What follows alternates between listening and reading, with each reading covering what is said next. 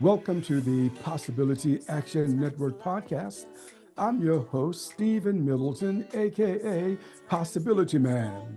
We're committed to bringing you guests who strive to better people's lives and serve as a force for good in the world. Our guest today is Lawrence Kane Jr. He is an author, financial coach, and the CEO of Abundance University. His consulting firm offers financial information and coaching in urban communities in the Midwest. Lawrence endeavors to help people manage their money successfully. He offers practical ways to develop a plan to achieve financial freedom. Lawrence has written two books, Money Seeds, 30 Financial Principles, and a children's book, Lawrence Goes to the Bank. Lawrence Kane Jr., welcome to the show today. Thank you for having me, Stephen. I'm looking forward to this conversation about one of my favorite topics, how to make and keep your money. But first, a reminder to our listeners and our viewers, follow, like, and share this podcast. Wherever you find it, your support matters and is appreciated. Hey, Lawrence, I want to go to one of those OG questions from the gate. What's your background before you got into what you're doing now? Sure, man. So growing up, I knew I wanted to be a businessman, but I honestly never thought I would own my own company. I just wanted to dress nice and be important. so I went to school for business management, and while I was in school, I picked up a personal finance class last quarter of school, and that's what triggered and sparked my interest in finances. So, to make a long story short, the next day I went to our career service reps and I said I wanted to work at a bank. And literally 3 days after my last day of college, I started at a bank called U.S. Bank. So Uh-huh. financial uh, information has been something that I've always been interested in from that point because I didn't grow up knowing about money. I knew how to spend it Yeah, and I knew yeah. I needed to make some. But to be able to see the ins and outs of it from a bank perspective was really important for me, especially at that age. I was 21 years old. So Mhm. I worked in banking for 2 years. I left banking, worked in financial aid at a local college here in Cincinnati, and then I worked in a private lending startup that was based in New York, but they had some ties here in Cincinnati. So Mhm. I worked there for about 4 years, and while I was there, that's when I decided to start my own company, which is Abundance University. That's fantastic. We'll talk more about Abundance University later on. But I want to go back to that moment when you were in college. And, what I heard, what you say is that it sounded as if it was like a spiritual moment, that something was kind of downloaded into your spirit about what you wanted to do. Can you share more about that more moment with us? Sure. So specifically, the moment was I was working third shift at a nursing home, and it was one of those buildings where you couldn't go to sleep, right? So I had to stay up the whole shift, which actually helped me because I was able to get my homework done. So that personal finance class, I was doing the homework, I finished it, but I found myself looking in the glossary and looking up these financial terms like what is residual income? What is compound interest? Like those were foreign to me at that time. So it just I just found myself engulfed in the glossary for about 2 to 3 hours out of my 8 hour shift. And Mhm. that was the moment that was like, okay, this is it. I had that aha moment. Yeah. Because remember, like I Yeah. said earlier, I really didn't know what I wanted to do after college. I knew I was gonna have this business degree, but I didn't know exactly how I was gonna make a living. And that moment sparked everything. Yeah, I love it when I hear that because, yeah, that was a spiritual moment for sure. That's the kind of moment that changes lives. So, so do you feel, I know you do a lot of financial coaching, you talk to a lot of people, adults surely, but you also talk to kids as well in the public school system, and Mhm. you also do some things with children. We'll deal with all of those others later. But first, I'm going to look at adults for a moment. Do you feel that an adult needs a professional like a financial coach? Is this something that we adults need today? I believe you do, and I think when people talk about financial coaching, they think that it's number one, meaning that you're a failure or you don't know how to, you know, be better with your money by yourself. You think of it as any other profession, right? If I'm an athlete, athletes have coaches. The greatest, we can debate on who's the greatest basketball player, but we know that all of the greatest basketball players have coaches. Serena Williams, the greatest tennis player ever, had a coach. The greatest actresses and actors, the Denzel Washingtons of the world, they have coaches. So if they're going to invest their, you know, money and time into being better at their craft, the same is to be said about everybody else when it comes to their money. A financial coach is simply there to help you identify ways to be better with your money in a faster way or in a different way that you aren't privy to. So I think Mhm. everybody at least needs to sit down with a financial coach at least once, right? You may not need a financial coach to meet with every single week or every single month, but you may need to meet every quarter or once a year just to make sure that you are, number one, doing what you need to do based on your goals, and then number two, you're using the right vehicles and systems. Yeah, that's so important because you're really talking about an investment in yourself, isn't it? It's not like, going to the racetrack and throwing your money away. It's about putting your money back into yourself. Is that what you're talking about? Investing in yourself? Absolutely. Yeah, Absolutely. It's not every, you think of it, every purchase is an investment, right? Like yeah. and you look at, I posted on Facebook yesterday that finances and fitness are very similar, right? There's some people, they can go to the gym by themselves, right? And there's some people that can handle their finances by themselves. But there's some people that need a personal trainer for their fitness goals. Yeah. That's the same way with finances. Sometimes you just need that extra person to hold you accountable, and you need to work through that process with somebody who's unbiased, right? Because we have friends that will, just tell us what we want to hear. But as a financial coach, it's my duty to make sure that you're doing everything that you need to do to get to your goals. Yeah, I mean, I love it, man. For sure, and I can plan my meals myself, but I'll tell you what, I began to get more out of myself when I began to work with someone who had more knowledge than I did. And it seems to me that financial coaching is the same way. Someone who could help you get more out of yourself than you could probably do by yourself. This is related to something else that I think I've heard you say, and I agreed with it. The moment I saw it, I said, yeah, that makes sense to me because you said something, you could have blogged it, written it, I don't know where I saw it, but you said that it's possible to achieve financial success on purpose. You Mhm. can kind of stumble into it, but you can be proactive and achieve success on purpose. Can you tell us more about that? Yeah, so that's one of the principles in my Money Seeds book that you alluded to earlier. Financial success, it happens on purpose. There's even if you play the lottery, Mhm. that's an intentional move, right? And we know a lot of people that they know what they would do if they hit the lottery, yet they don't play it, right? So when it comes to our financial success, we have to be intentional, and we're not going to accidentally become millionaires. You don't there Mm. there's no books, at least I haven't seen it, that says the accidental millionaire. There's the millionaire next door, there's the wealthy barber. There's all these about them being intentional. All of those stories talk about being intentional Yeah. and being consistent and setting up systems, right? And those are all actions, right? So you Mhm. can't guess your way into financial success. You can't wish your way, you have to work your way into financial success. Yeah, that's encouraging that a person can take action and improve their bottom line based on those actions uh, on purpose. I love that a lot.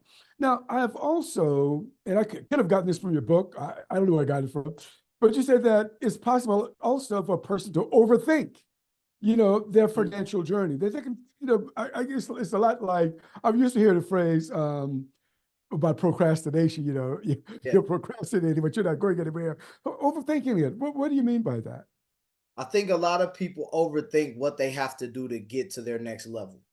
And Uh-huh. and to do a perfect example, right? A lot of people, they want to become debt free, and which Mm, is a feat that we have a lot of we have a lot of examples on what that looks like.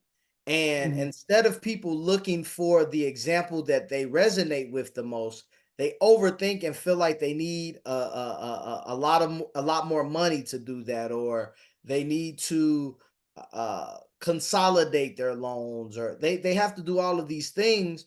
And what happens is the overthinking creates analysis paralysis, where you don't even ah, do anything, and then you look up 6 months to a year later and you're still in the same place.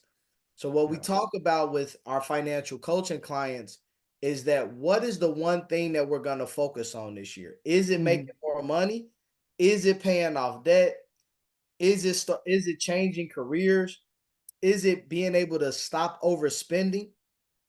And whatever that is, we then create the seeds in which we have to sow so we can stay on point with those things. So mhm, that's the bottom line when it comes to it. We don't have to, again, it's just like fitness. Like everybody's not gonna, you know, do a paleo diet or grain free. Everybody's not gonna do keto.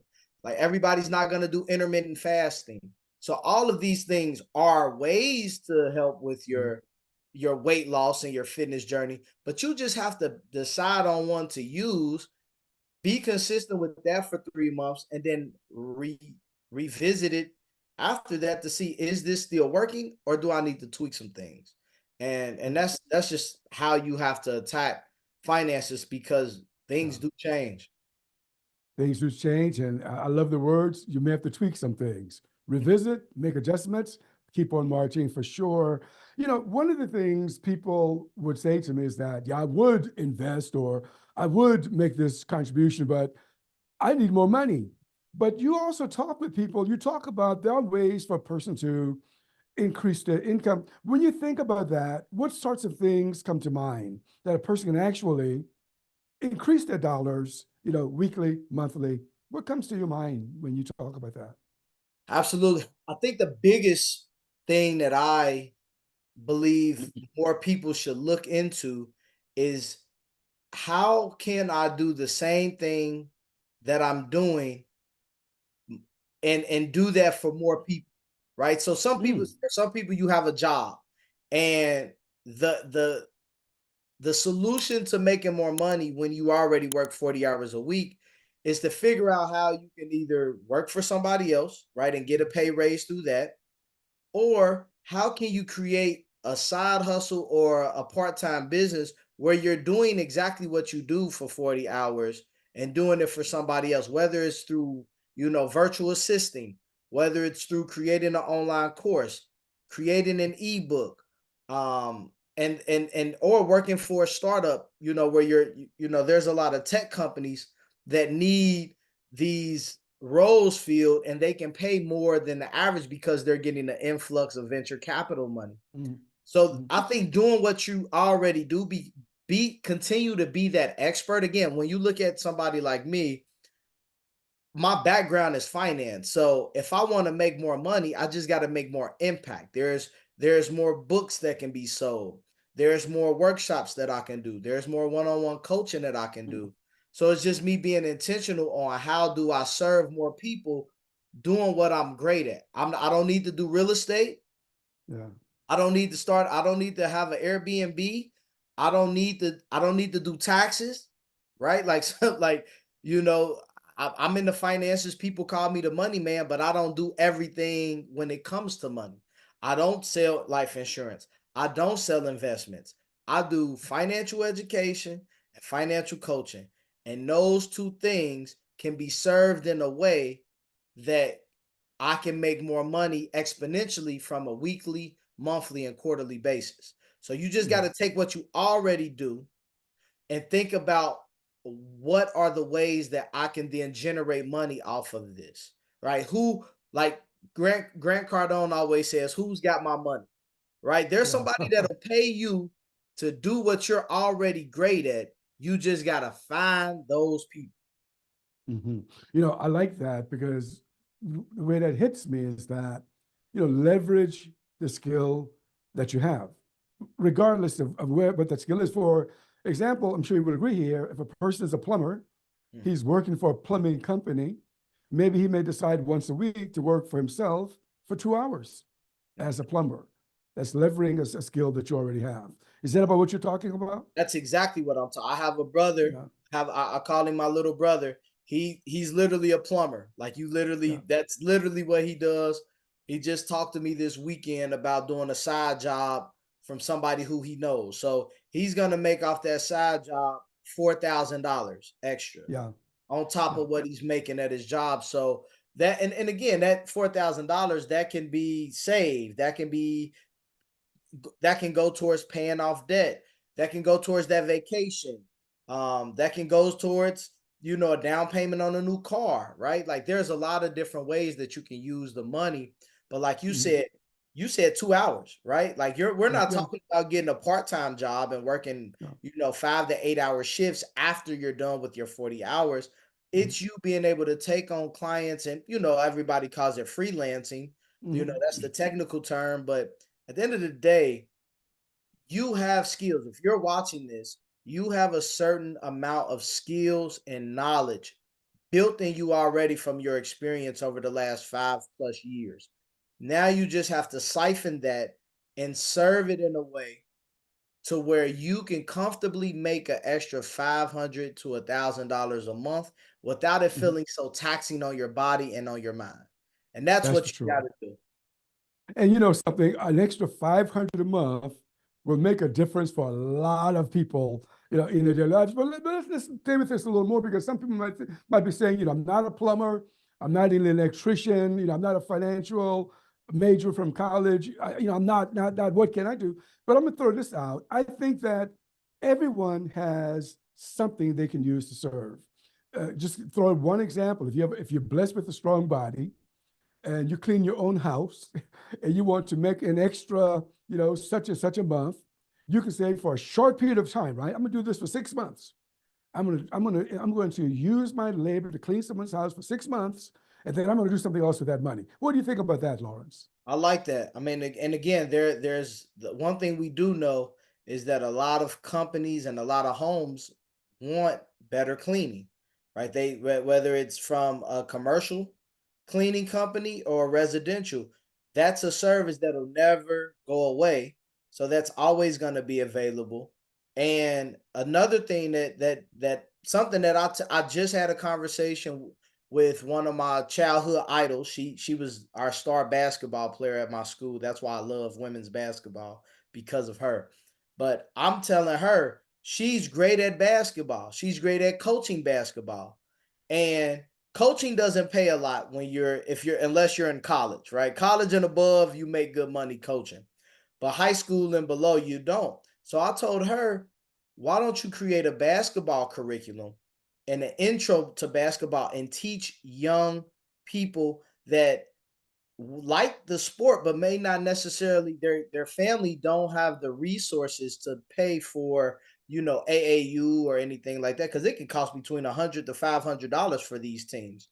So you Yeah, can go, I'm telling her she can go to a school and go to their after school program and she can command up to $400 an hour sure.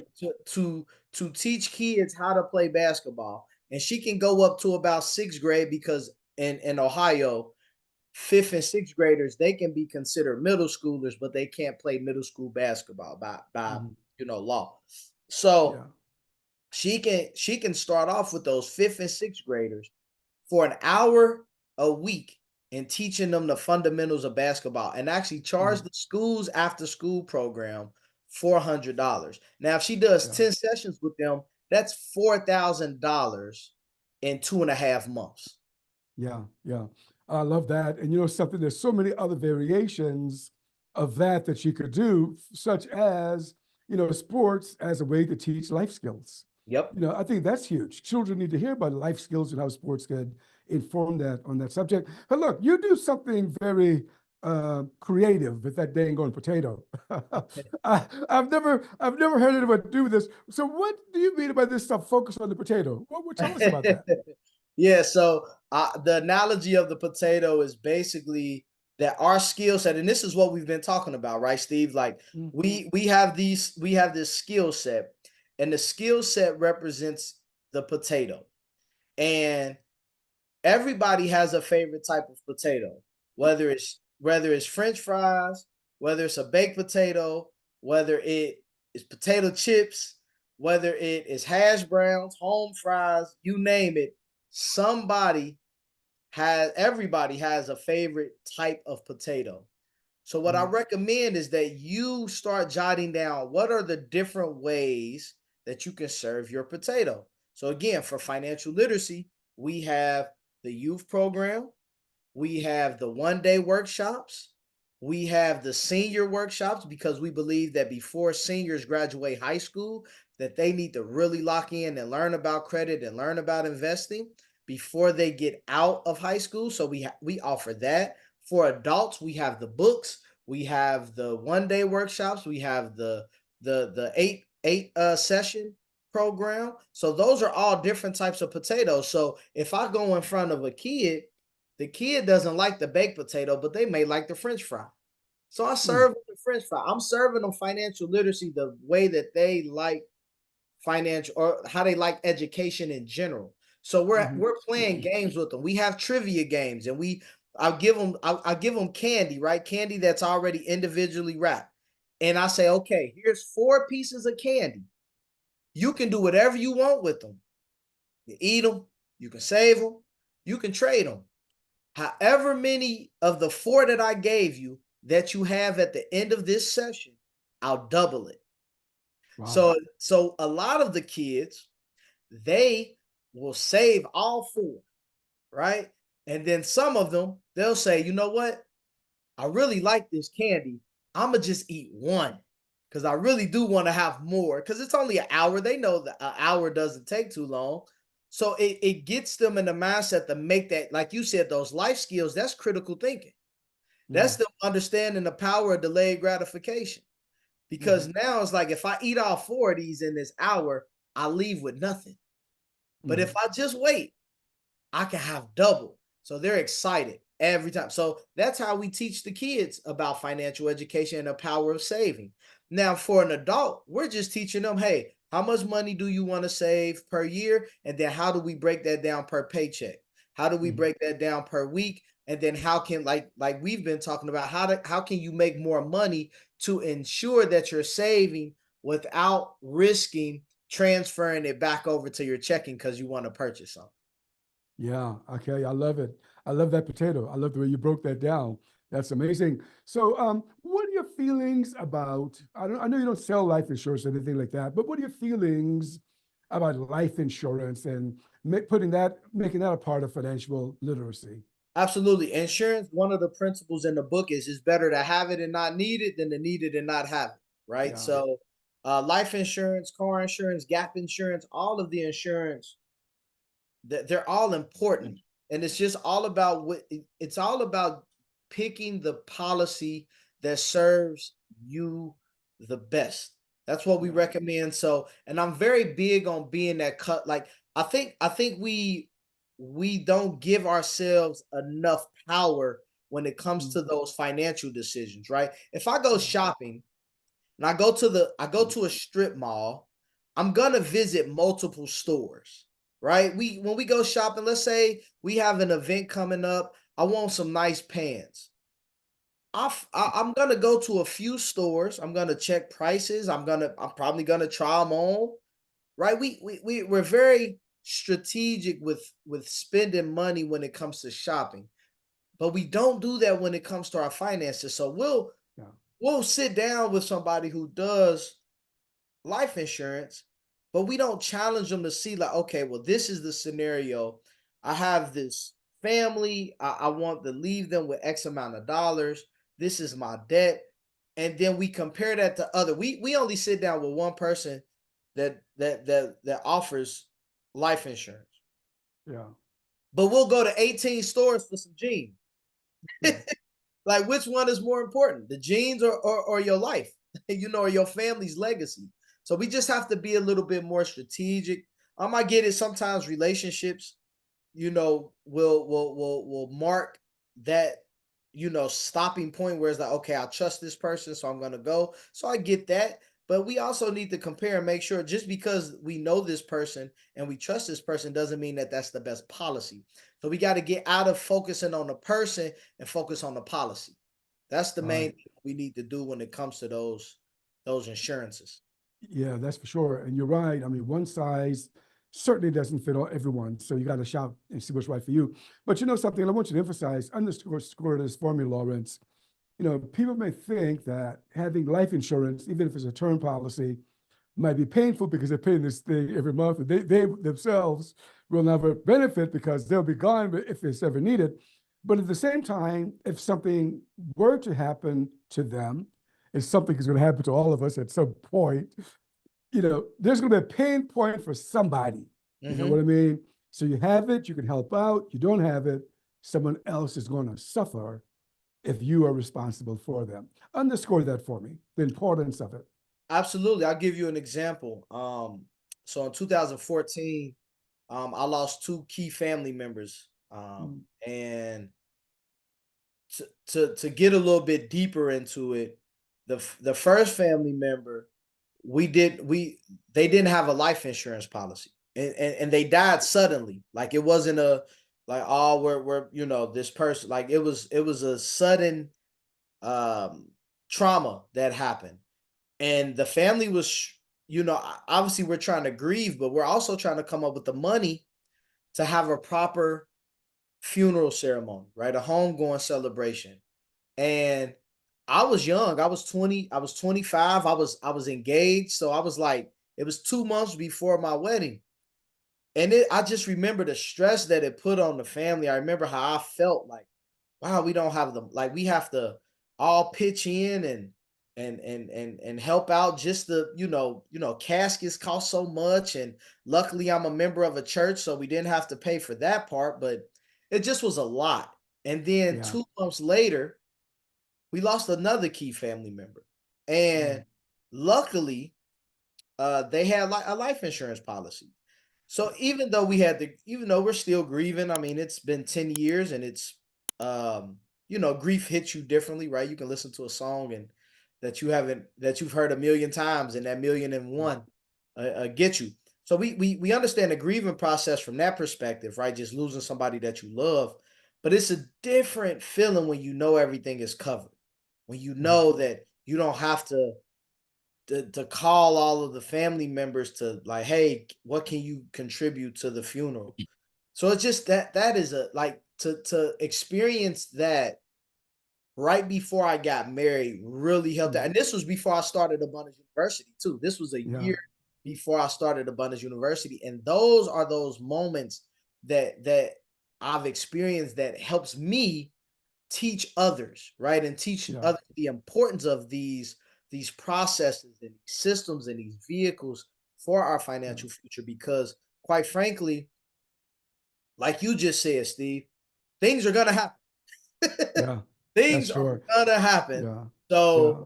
you might as well have things in place so that you can manage the storm. Well, I'm so glad you underscored that for me. And if an adult is hearing this, hope that they share this bit with their children, their relatives, because even if you're a baby daddy or baby mama, that's even more reason to have something in place just in case something happens. So look, I said before I was going to open the door with an OG question, but this is really the OG question, Lawrence. Is financial freedom possible today? Financial freedom possible. I believe it is, because I believe financial freedom is the ability to live the best life that you possibly can. And with that being said, you just have to sow the seeds, right? There's a level of consistency that needs to happen. And, Brian Tracy talked about it years ago where most people don't have unrealistic goals, they have unrealistic deadlines. So instead of just thinking about financial freedom from like, oh, I should have a house by this age, or I should have this much in the bank by this age, just set your goal and just work until you get it. Like Yeah. that's the best advice. like again, I'm 35 years old. I'm thinking about, okay, when I turn 40, what do I want life to look like? Even if I don't exactly get to that life at 40, just these next 5 years alone are going to get me closer because I'm intentional about it. I may not have the amount of money in the bank that I said I wanted at 40, but I'll be closer because I'm intentional about it. I may not be able to take every trip, but I'll take some trips, and it's like financial freedom is just that flexibility to be able to enjoy life and then also feel liberated when you're actually doing your work. So Yeah. financial literacy is even though it's my job, I feel like it's my calling. So I enjoy talking to kids about finances. I enjoy sitting down and doing one-on-one financial coaching with adults. That liberates me.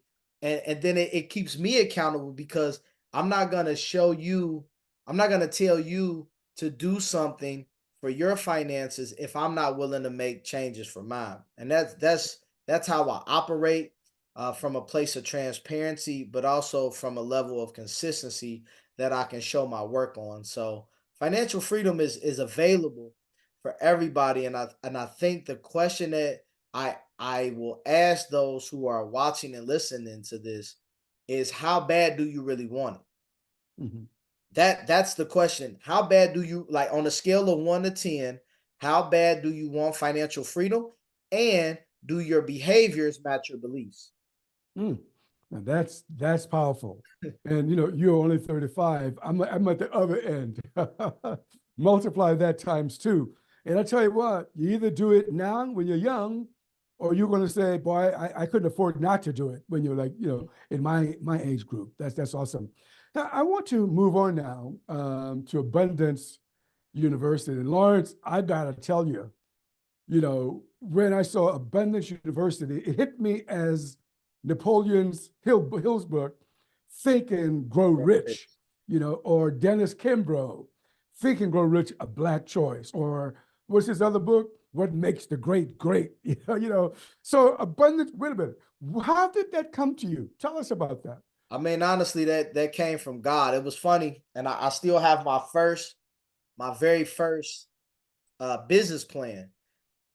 Abundance University wasn't called Abundance University at first. It was called SICK. It was an acronym, and it stood for Sharing Important and Critical Knowledge. That was the Mm. initial iteration of my company. But then God, I mean, literally John 10 and 10, he says, he came that we may have life and have life more abundantly. Yeah. And that's where I got it from. So Abundance University is the whole concept of the name is, we're teaching how to live an abundant life from a financial standpoint. So we're Yeah. teaching that's where it comes from. I love it. You're teaching it. And we've explored some of these principles already. So, what's your vision for Abundance University?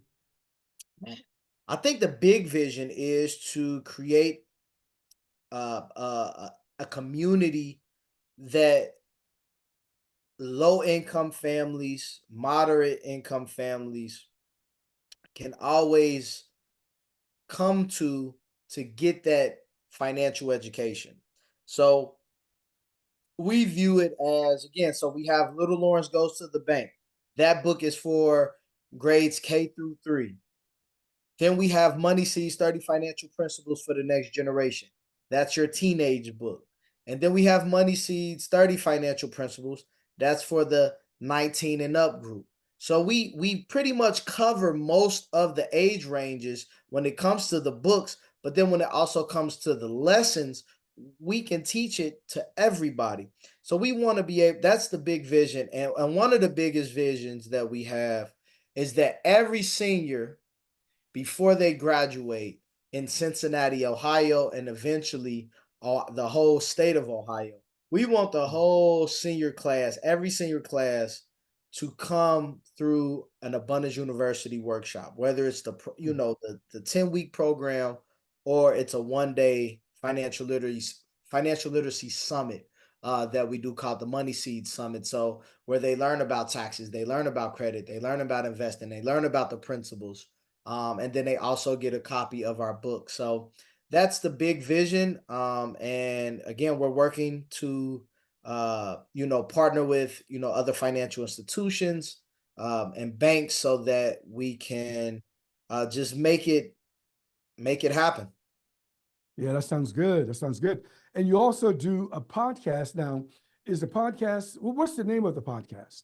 Podcast is the Money Mondays podcast. So, Money Mondays. Okay. uh-huh. So what inspired you to start a well, what inspired you to start a podcast and what inspired you to call it Money Mondays? So the name Money Mondays came from um this video that I did.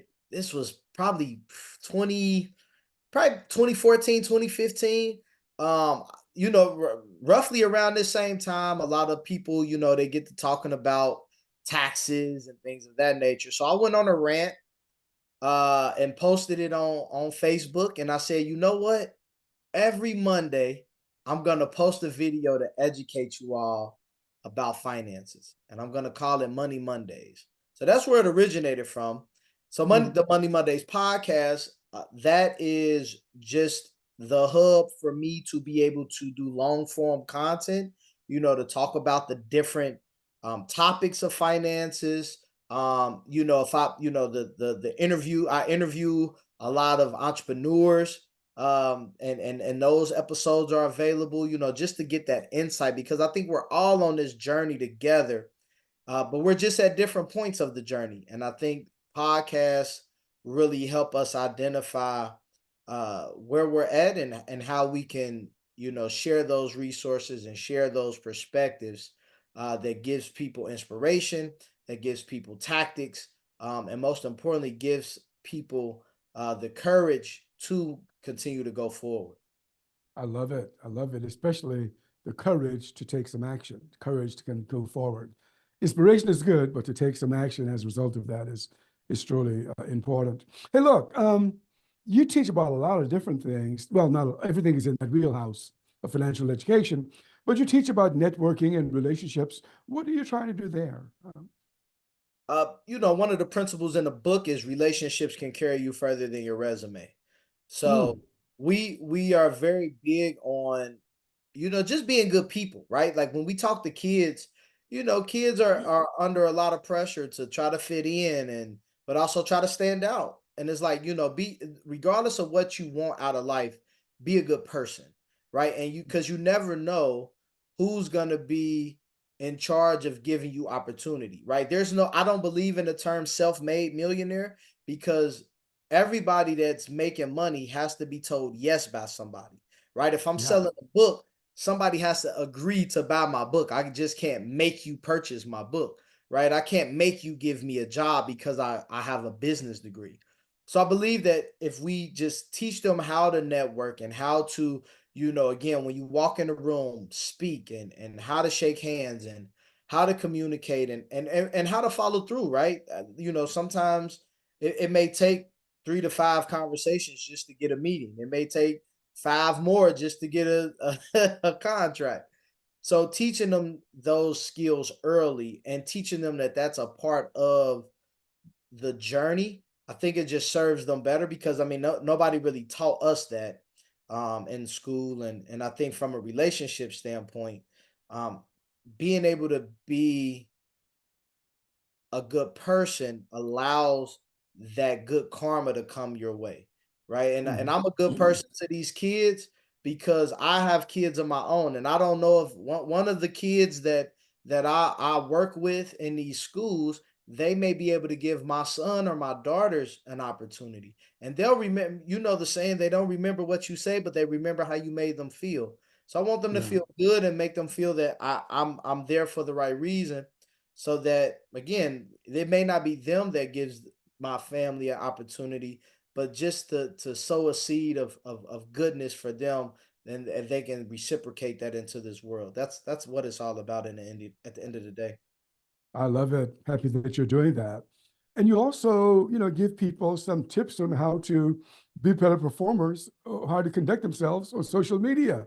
That surprised me, but from a financial educator. But I said, yeah, that's pretty interesting. So what do you do for us? I'm one of the students now. What do you do for us? Yeah, so I think being there's the four, I call it the four E's of social media. Mm, So on social media, when it comes to your profiles and your channels, whatever you do, you have to empower, educate, entertain, and engage. And you don't have to do all four.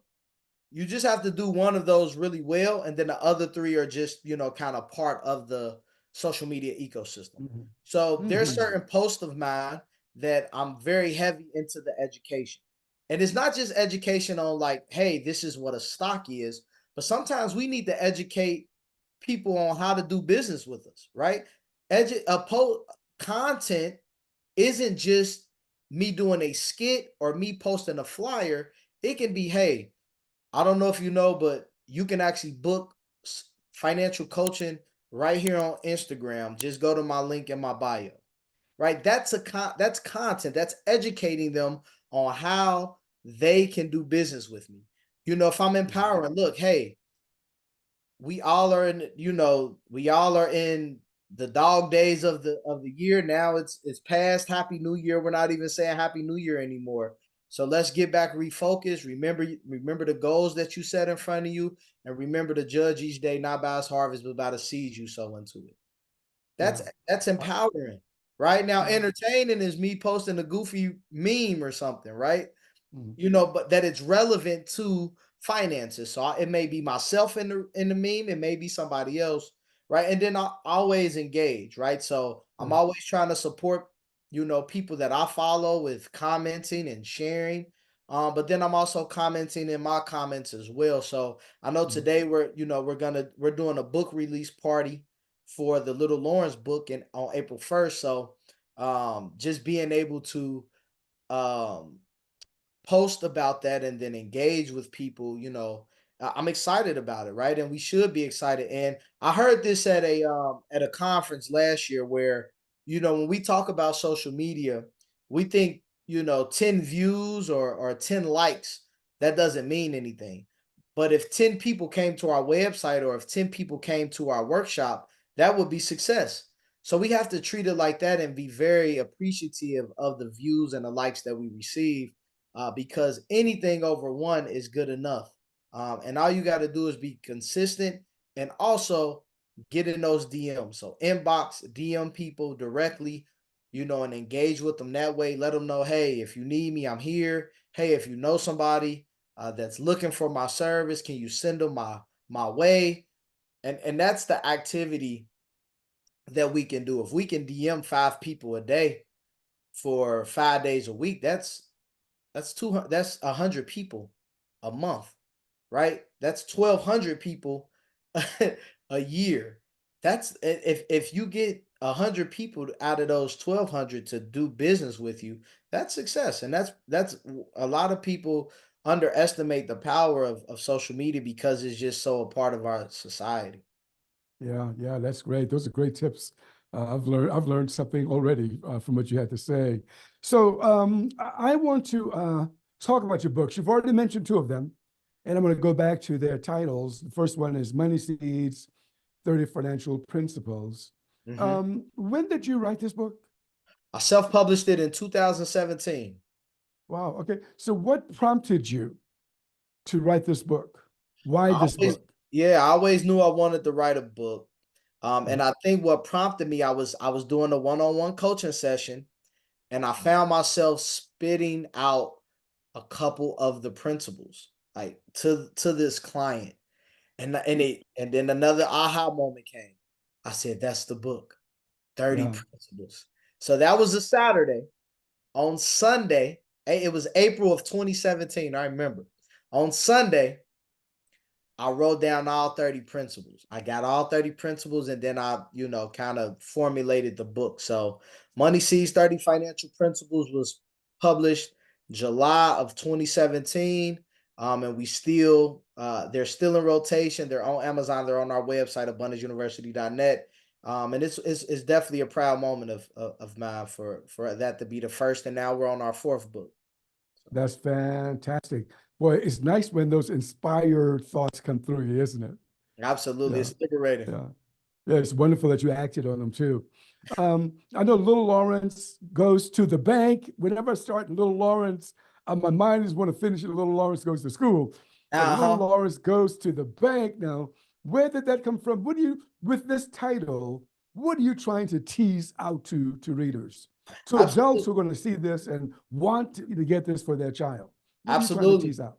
Yeah. absolutely. So the book is the main character is my son, Lawrence the Mm. third, and it's crazy.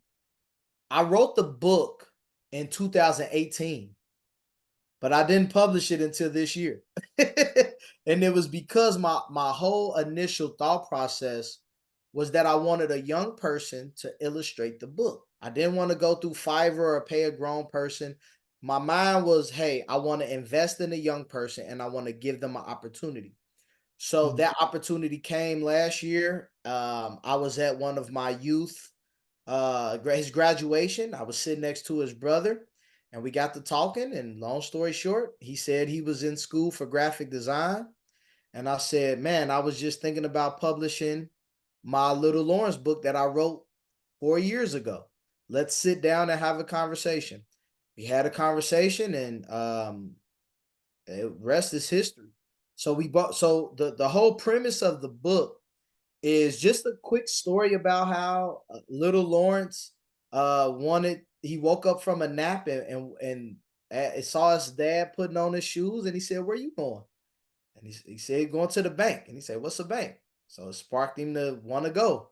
And the bank Yeah. had, the vault and the popcorn and the cotton candy. And so it's a conversation with little Lawrence and big Lawrence about what the bank is and why we go to the bank. And I think it serves two purposes, Steve. Mm. Little Lawrence is a book that talks about and introduces kids to money and finances, but it also helps with reading, right? When we talk about reading and the levels of reading, there's a lot of kids that are in the fifth grade with second grade reading levels. So we want to be able to aid that. And we created this book because we want kindergarten to third graders to be able to read a book that's fun and that's talking about something that they know a little bit about, which is money. A lot of kids may not know the ins and outs of money, but they know money is to be spent. Mm. So Yeah. introducing Yeah. them with the bank, and then also we want to continue the conversation on how to better manage our money, right? So having it in a bank that's FDIC insured is something that's important to us, right? We don't want to just save money at the house because anything can happen to it. That's So right. that's a big push for us. So we want to do a campaign called Banking on Our Kids, where we Mm. partner with banks and they actually sponsor copies of the book that can go out to these elementary schools in Cincinnati and across the world. So I'm super, I mean, again, Yeah. excited about it. And one of the beauties of the book is that Excuse me. in Okay. 2 years, we are going to write the next line of Little Lawrence, which is going to be called Little Lawrence Starts His First Business. Oh, that's fantastic. I love it. Love where you're going with this, Big Lawrence. Okay. So what are the titles, and real quick, and some Yeah. of your next two books? So we got again 2017. I wrote Money Seeds, 30 Financial Principles. That's for adults, typically 19 and up. The next book I wrote in 2020 was called Money Seeds 15 Business Principles. So that book, whether you're an adult or a teenager, you can get because if you have a business, it just keeps you grounded on the different business principles that I used in 2020 and before 2020 to get past the 2 year mark of business. They say the first 2 years of business are pretty tough. So those are the principles that I use. And then also in 2020, I wrote Money Seeds 30 Financial Principles for the Next Generation. So that's the teenage version of the first book that I wrote. So we wanted to give the teenagers something that they can digest in a way. So I talk directly to them in that book. If an adult reads that book, they're gonna say, "Why is he talking like this?" Because it's not for you. It's for teenagers. So that's the book that's the third book that I wrote. And then again, this year, Little Lawrence Goes to the Bank has been created and again will be out. So those are my four books, and we got some more that we'll be doing. I have a 30-day challenge ebook as well on my website. I actually need to look at it again, and I might need to make some tweaks, but yeah, just love, again, the content and just being able to produce things that add value to people. That's all I'm about. I'm not about views, clicks, sales. I'm about value. If I can add value to people, that's the liberation that I'm after. That's the ticket for sure. Look, were the public schools, or let me put it this way, are the public schools in Cincinnati and beyond receptive to what you're trying to offer high schoolers?